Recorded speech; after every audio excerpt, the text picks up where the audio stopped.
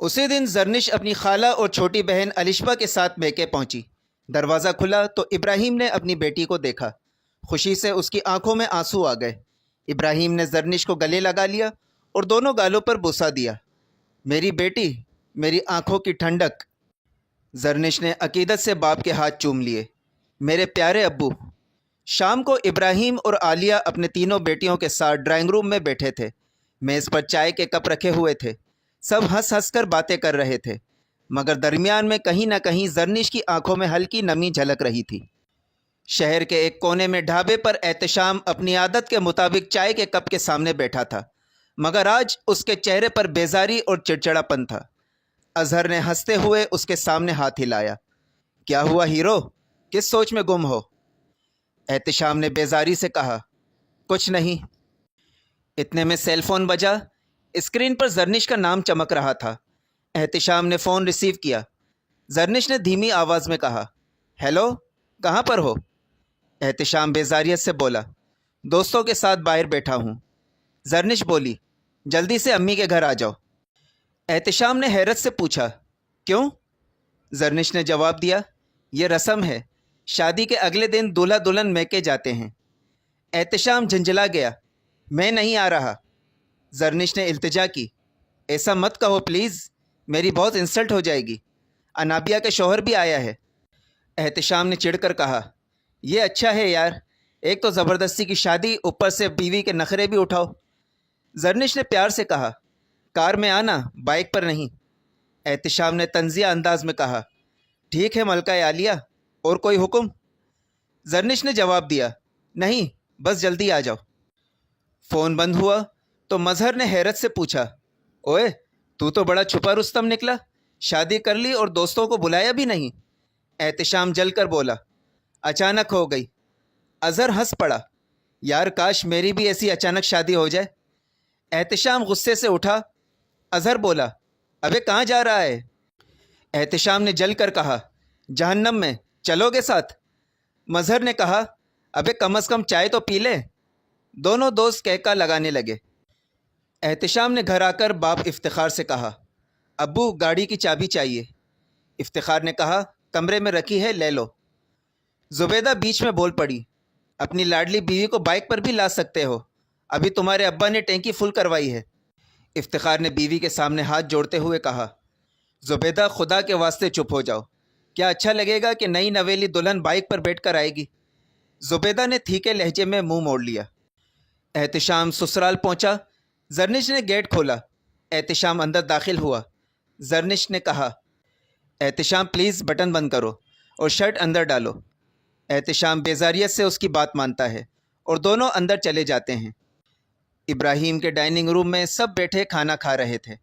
احتشام نے بڑے شوق سے نلی نہاری کھائی۔ کھانے کے بعد عالیہ اور الشبہ سب کے لیے سبز چائے لے آئیں۔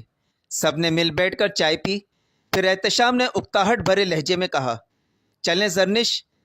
زرنش مسکرا کر اٹھی اور سب سے اجازت لے کے دونوں وہاں سے رخصت ہو گئے۔ میکے سے واپسی کے اگلے دن صبح کو زرنش نہانے کے لیے واش روم گئی۔ اندر داخل ہوئی تو چونک اٹھی۔ جگہ جگہ احتشام کے میلے کپڑے بکھرے ہوئے تھے اور فرش پر پانی کے چھینٹے پھیلے ہوئے تھے۔ زرنش نے باہر نکل کر احتشام سے کہا، احتشام، واش روم کا فرش پانی سے بھرا ہوا ہے۔ احتشام نے بے پرواہی سے کہا، بھائی میں ایسا ہی ہوں، اور دوسری بات، کیا تم اپنے میکے میں پانی کے بغیر نہاتی تھی کہ فرش گیلا نہیں ہوتا تھا؟ زرنش نے گہری سانس لیتے ہوئے جواب دیا، ہاں پانی تو ہوتا تھا، لیکن وائپر سے صاف تو کیا جا سکتا ہے نا۔ احتشام نے ہاتھ جوڑ کر ہنستے ہوئے کہا، معاف کرو بھائی، یہ صفائی کا فوبیا تمہیں ہے، مجھے نہیں، خود ہی صاف کر لو۔ یہ کہہ کر وہ کمپیوٹر پر بیٹھ گیا اور مووی دیکھنے لگا۔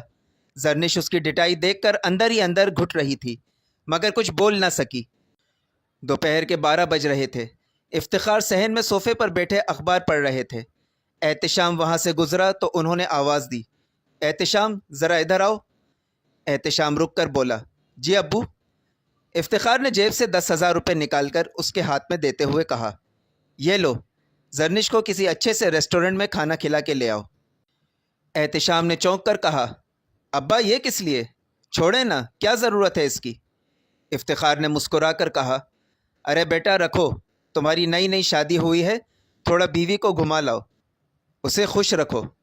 एहतिशाम ने लापरवाही से पैसे जेब में डाले और कमरे में गया। जरनिश कंघी कर रही थी। एहतिशाम ने कहा, चलो तैयार हो जाओ, रेस्टोरेंट चल के खाना खाते हैं। जरनिश ने हल्की सी मुस्कुराहट के साथ जवाब दिया, ठीक है, मैं तैयार होती हूँ। दिन के 2 बज रहे हैं। एक अच्छे रेस्टोरेंट की हल्की रोशनियाँ, एहतिशाम और जरनिश एक टेबल पर बैठे हैं। वेटर खाने के ऑर्डर ले रहा है। अचानक करीब वाली मेज़ पर आदिल और किंजा बैठे नज़र आते हैं। एहतिशाम ने मुस्कुराते हुए कहा, जरनिश देखो, वो सामने आदिल भाई बैठे हैं और साथ में वो। ओह समझा, ये तो भाभी हैं, कितनी प्यारी हैं। जरनिश ने चौंक कर आदिल की तरफ देखा। आदिल के चेहरे पर तनाव आ गया। वो फ़ौरन किंजा की तरफ झुका और आहिस्ता से कहा, चलो किंजा, हम कहीं और चलकर खाना खाते हैं। किंजा ने हैरत से पूछा, क्यों, अभी तो खाने का ऑर्डर भी नहीं दिया। आदिल ने सख्त लहजे में कहा, मैंने कहा ना उठो। किंजा खामोशी से उठ खड़ी होती है। दोनों बाहर निकलने लगते हैं। इस दौरान एहतिशाम खुशी से हाथ हिलाकर आवाज़ देता है। एहतिशाम ने हाथ हिलाकर पुकारा, ओए आदिल भाई। आदिल ने ऐसे जाहिर किया जैसे सुना ही ना हो। वो अनजान बनकर तेज़ी से दरवाजे की तरफ बढ़ गया। जरनिश हैरानी से सब देख रही थी। जरनिश ने आहिस्ता से कहा, क्या बात है, तुम्हारे आदिल भाई ने तो पहचाना ही नहीं। एहतिशाम ने हंसते हुए कहा, छोड़ो, शायद जल्दी में होंगे। अगले दिन शाम का वक्त। एहतिशाम घर के सहन में बैठा माँ को बता रहा है। ज़ुबैदा करीब आकर दिलचस्पी से सुनती है। एहतिशाम ने कहा, अम्मी आज एक मज़े की बात सुनाऊं? मैं और जरनिश रेस्टोरेंट में थे ना, तो वहाँ आदिल भाई भी बैठे थे, साथ में भाभी भी थी। ज़ुबैदा ने चौंक कर कहा, हाय अल्लाह, कैसा है मेरा बच्चा? एहतिशाम ने कहा, बिल्कुल ठीक थे और खुश भी लग रहे थे। रेस्टोरेंट का सुनकर ज़ुबैदा का चेहरा सख्त और कड़वा हो जाता है। वो सीधी सहन की तरफ जाती है जहाँ इफ्तिखार अखबार पढ़ रहा होता है। ज़ुबैदा गुस्से से बोली, यहाँ घर में हर वक्त रोना रोते हो कि पैसे नहीं है, पैसे नहीं है, और बहू पर खूब पैसे लुटाए जा रहे हैं। इफ्तिखार ने अखबार बंद करते हुए कहा, भाई नई नवेली दुल्हन है, थोड़ा बाहर घूम फिर ले तो अच्छा है, उसका भी दिल खुश हो जाएगा।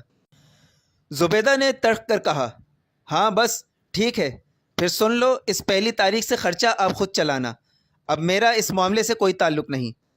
इफ्तिखार खामोशी से सर झुका लेता है।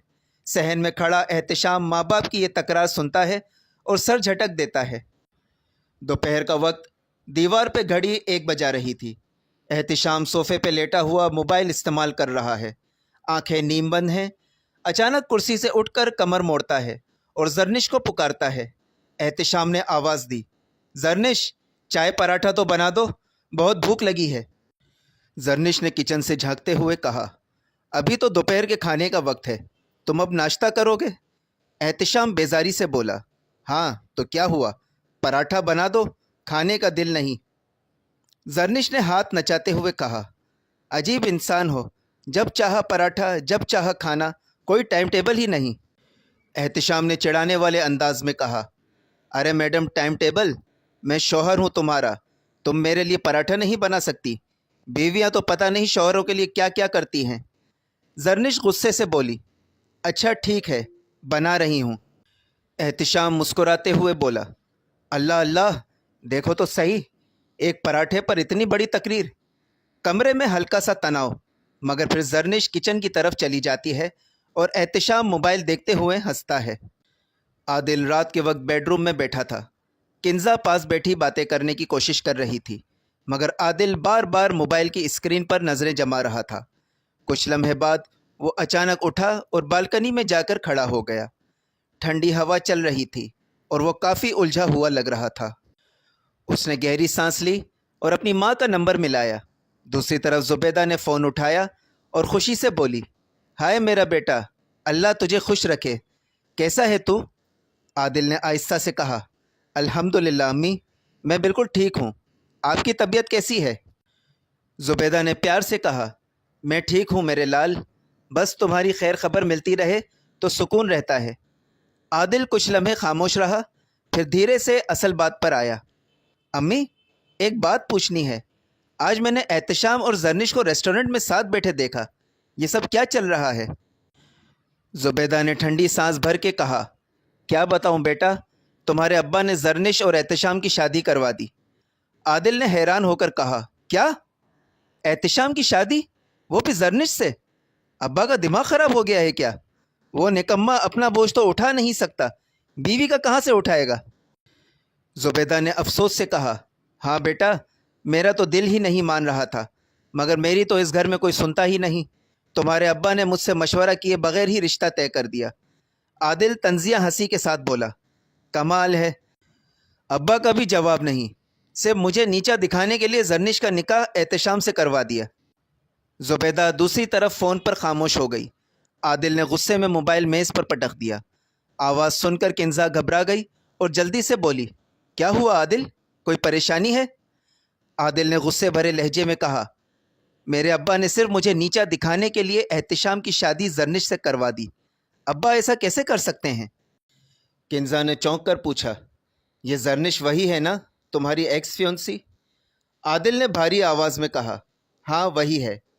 کنزا ہلکی مسکراہٹ کے ساتھ بولی، ہاں تو پھر صاف ہے تم جیلسی فیل کر رہے ہو۔ عادل نے فوراً برا مانتے ہوئے کہا، یہ تم کیسی بات کر رہی ہو؟ میں بھلا کیوں جیلس ہوں گا؟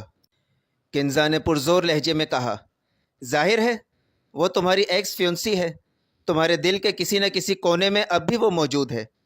عادل نے چڑھ کر کہا، یار کنزا، کتنی چھوٹی سوچ ہے تمہاری، کیا تمہیں ایسا لگتا ہے کہ میں تمہیں چھوڑ کر کسی اور کے بارے میں سوچوں گا؟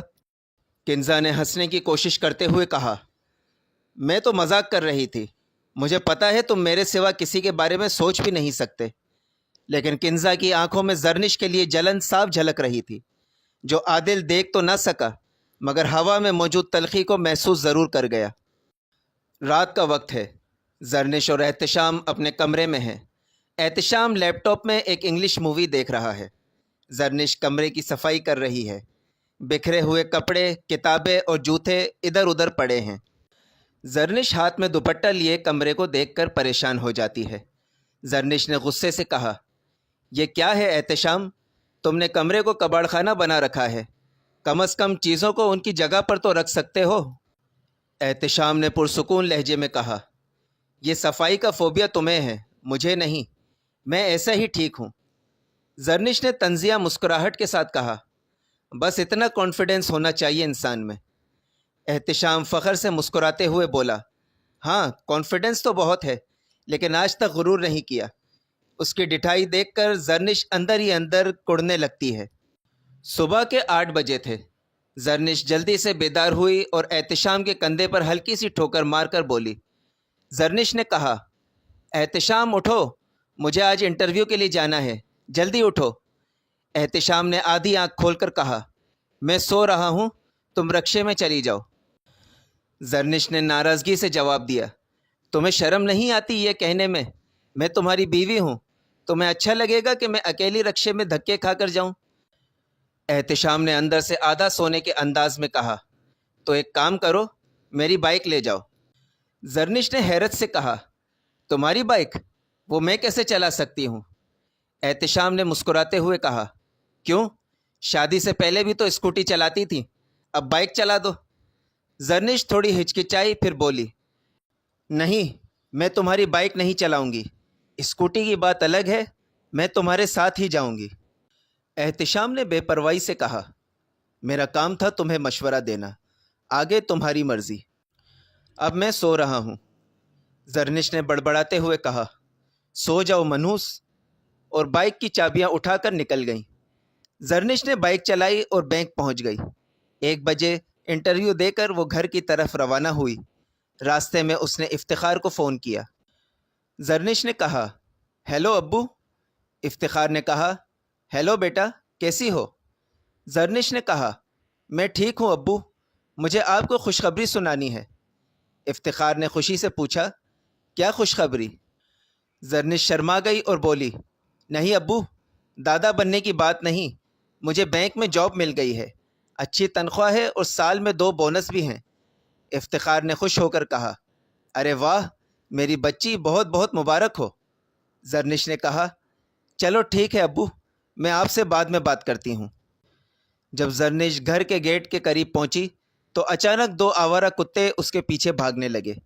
وہ چونک کر گھبرا گئی اور خوف کے مارے آگے نہیں دیکھ سکی، بلکہ پیچھے کتوں کو دیکھ کر بائک چلا رہی تھی۔ نتیجے میں بائک زور سے مین گیٹ سے ٹکرا گئی اور گیٹ ٹیڑھا ہو گیا۔ زرنش گھبرا کر زور زور سے دروازے کی گھنٹی بجانے لگی، مگر اندر سے کوئی نہیں آیا۔ وہ پریشان ہو کر بائک سے اتر کر پرس سے چابی نکال کر گیٹ کھول کر اندر داخل ہو گئی اور زور سے احتشام کو آواز لگائی، احتشام، احتشام، دروازہ کھولو۔ احتشام کانوں میں ہیڈ فون لگا کر مووی دیکھ رہا تھا۔ زرنش نے غصے میں جا کر اس کے کانوں میں ہیڈ فون کھینچ لیے اور غصے سے بولی، میں کب سے تمہیں آوازیں لگا رہی ہوں، تم سنتے ہی نہیں ہو۔ میں نے سوچا کہ میری جان نکل جائے گی اور تم مزے سے فلم دیکھ رہے ہو۔ احتشام نے آہستہ سے پوچھا، کیا ہوا؟ اتنی گھبراہٹ کیوں؟ زرنش نے کہا، میں بائک چلا رہی تھی، 2 کتے میرے پیچھے آئے، گھبراہٹ میں نے گیٹ میں مار دیا۔ ابو اور امی اگر دیکھ لیں گے تو بہت ڈانٹیں گے۔ احتشام ہنسا اور بولا، غصہ؟ اب تو زلزلہ آ جائے گا، زلزلہ۔ زرنش نے رونے جیسا چہرہ بنا کر کہا، یہ سب تمہاری وجہ سے ہوا ہے۔ میں نے تمہیں کتنا کہا تھا مجھے چھوڑ کر آؤ، اگر تم مجھے لینے آتے تو ایسا نہ ہوتا۔ احتشام ہنستے ہوئے بولا، ارے واہ، اچھا سین ہے، غلطی تمہاری، الزام میرے اوپر۔ میں نے تو تمہیں بائک چلانے کو کہا تھا، گیٹ توڑنے کو نہیں۔ اب غلطی کی ہے تو بھگتو۔ یہ کہہ کر اس نے دوبارہ ہیڈ فون لگا لیا۔ اتنے میں گھر کے باہر دروازے کی گھنٹی بجی۔ زرنش کا دل زور زور سے دھڑکنے لگا۔ احتشام نے مزاحیہ انداز میں کہا، لو آ گئی جج صاحبہ، اور زرنش گیٹ کھولنے گئی۔ باہر افتخار اور زبیدہ داخل ہوئے۔ زبیدہ نے فوراً گیٹ کی طرف دیکھا اور پوچھا، احتشام، یہ گیٹ ٹیڑھا کیسے ہو گیا؟ احتشام نے بے شرمی سے کہا، یہ غلطی مجھ سے ہوئی امی، میری بائک کے پیچھے 2 کتے لگ گئے تھے اور گھبراہٹ میں گیٹ سے ٹکرا گیا۔